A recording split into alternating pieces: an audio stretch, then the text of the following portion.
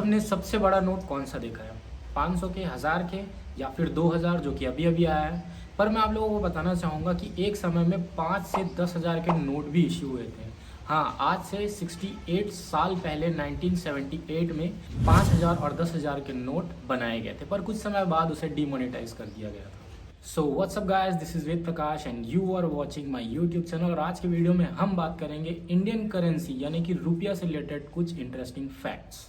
So guys, आज से हज़ारों साल पहले अगर किसी को कोई भी सामान खरीदना होता था तो वो एक सामान के ट्रांजैक्शन के रूप में दूसरा सामान देता था। जैसे कि लोगों को अनाज खरीदना है तो वो उसके बदले कोई मेटल या सिल्वर या गोल्ड, कोई भी ऐसा कीमती सामान जो उनको उस ट्रांजैक्शन के रूप में दे सके। लेकिन फिर उसके बाद 3rd सेंचुरी में जब गुप्ता एम्पायर्स ने लगभग 3/4 इंडिया पर कंट्रोल पा लिया था, तो गुप्ता एम्पायर्स ने इस ट्रांजैक्शन में कुछ प्रॉब्लम्स देखी। उस वजह से उन्होंने सबसे पहले कॉइन्स को इंट्रोड्यूस किया था और वो कॉइन्स सिल्वर के बने हुए होते थे।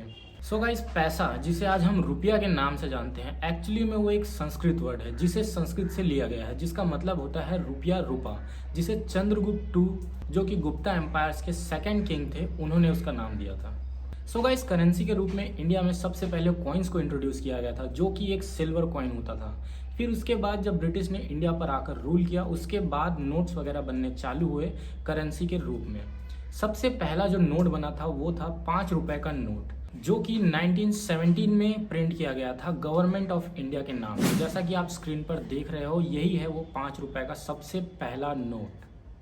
उसके बाद 1 रुपए का नोट बनाया गया लगभग 6th सेंचुरी में, जो कि ब्रिटिश द्वारा एस्टेब्लिश किया हुआ पहला बैंक था इंडिया में, जिसे इंडिपेंडेंट इंडिया का नाम दिया गया था। उन्होंने ही सबसे पहला 1 रुपए का नोट प्रिंट किया था। फिर ये सिलसिला चलता रहा, अलग अलग गवर्नमेंट्स आई, अलग अलग गवर्नमेंट्स ने डिमोनेटाइज किया, अलग अलग नोट्स को बनाए। और अभी के टाइम में जो करेंसी हम यूज़ कर रहे हैं वो सब आप जानते ही हैं, नरेंद्र मोदी द्वारा डिमोनेटाइज करने के बाद नोट को अभी इंट्रोड्यूस किया गया।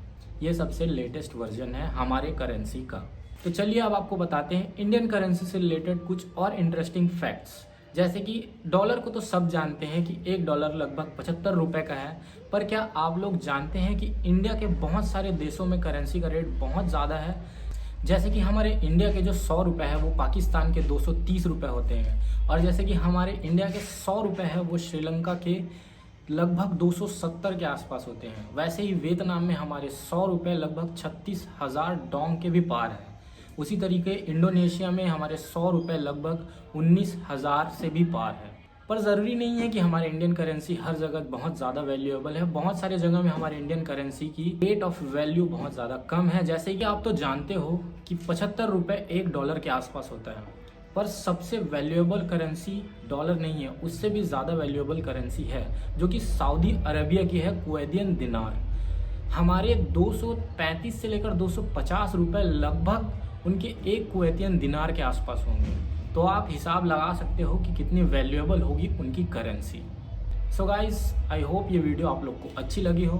अगर अच्छी लगी होगी तो लाइक और सब्सक्राइब कर देना, बिकॉज ये मेरा पहला वीडियो था।